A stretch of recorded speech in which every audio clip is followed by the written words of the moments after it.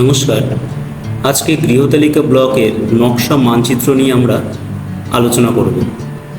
প্রথমে আমাদের উদ্দেশ্যটা কি? গৃহতালিকা ব্লকের নকশা মানচিত্রের উপাদানগুলি সঠিকভাবে বুঝতে হবে। গণনাকারীর মাধ্যমে গৃহতালিকা ব্লকের নকশা মানচিত্র প্রস্তুত করতে হবে।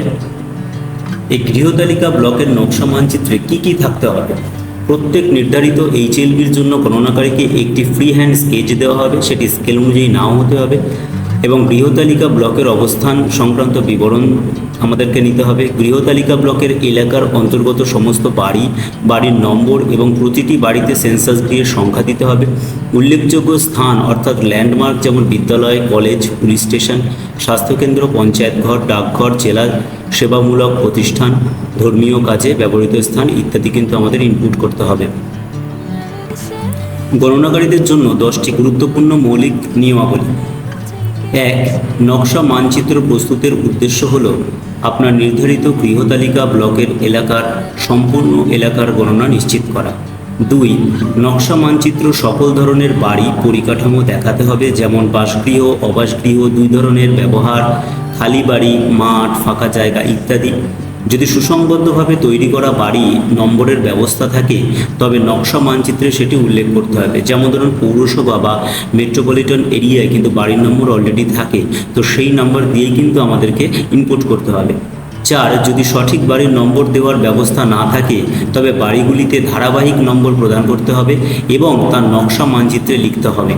5. প্রতিটি গৃহতালিকা ব্লকের জন্য পৃথকভাবে 2 কপি নকশা মানচিত্র প্রস্তুত করতে হবে। 6. পৃথক পৃথক গৃহতালিকা ব্লকের সীমানা স্পষ্টভাবে চিহ্নিত করতে হবে। 7.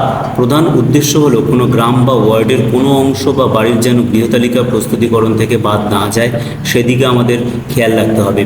8.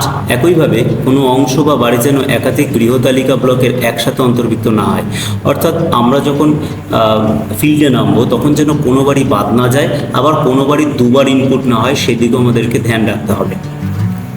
9. নির্ধারিত গৃহতালিকা ব্লকের এলাকায় কোনো অসঙ্গতি থাকলে তত্ত্বাবধায়কের মাধ্যমে চার্জ অফিসারকে জানাতে হবে।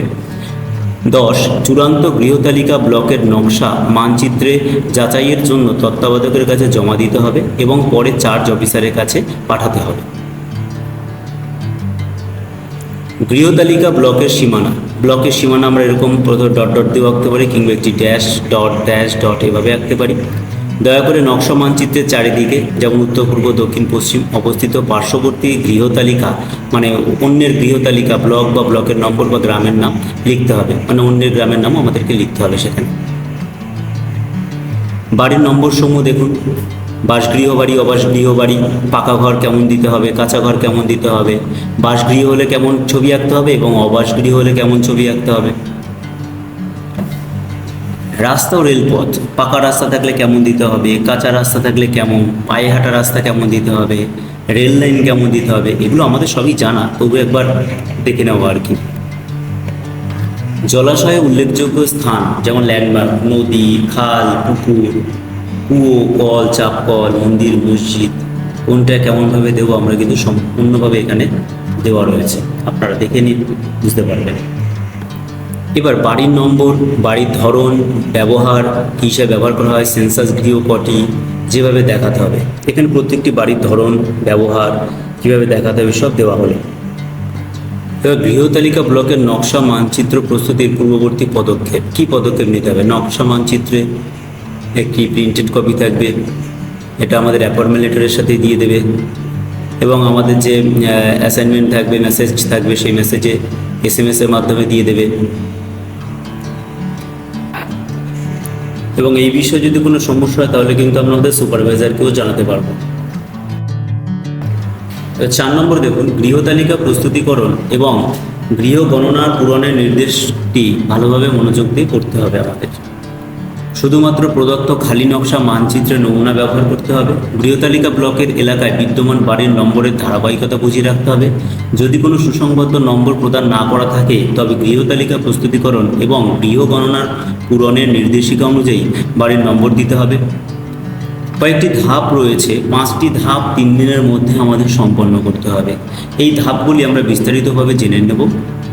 গৃহতালিকা ব্লকের ম্যাপ ভালোভাবে বুঝতে হবে। আমাদের যে ম্যাপ দেবে সেই ম্যাপটা প্রথমে আমাদেরকে দেখে খুব ভালো করে বুঝতে হবে, কোন দিক কোনটি সেটি ভালো করে বুঝতে হবে, কোথায় কী আছে সেটা খুব ভালো করে খুঁটিয়ে খুঁটিয়ে দেখতে হবে। গৃহতালিকা এলাকা সম্পর্কে আমাদেরকে জানতে হবে, কোথায় কোন ল্যান্ডমার্ক আছে সেটা জানতে হবে।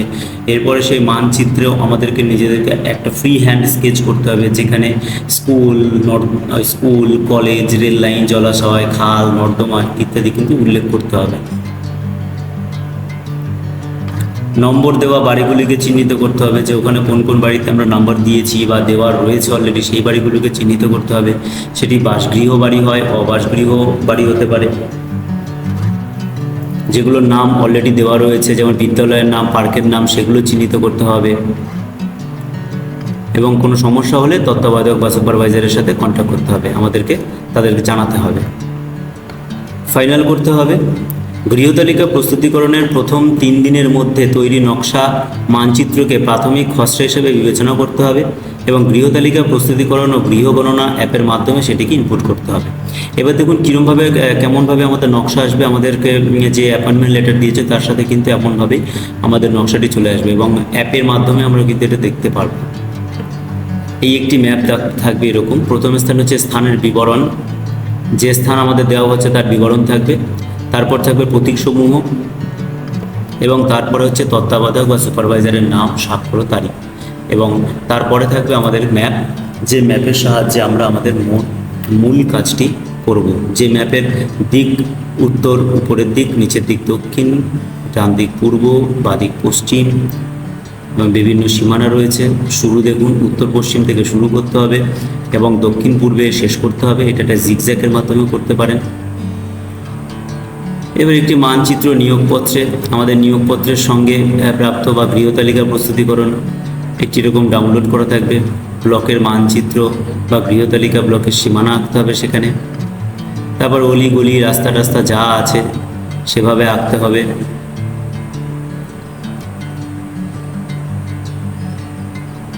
গলির নাম দিতে হবে যদি থাকে।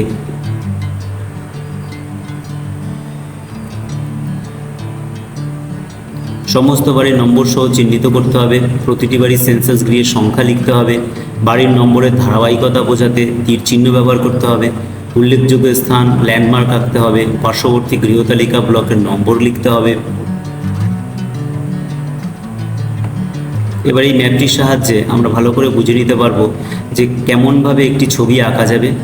ধন্যবাদ, দেখা হবে ট্রেনিংয়ের পরবর্তী পার্টে। নমস্কার।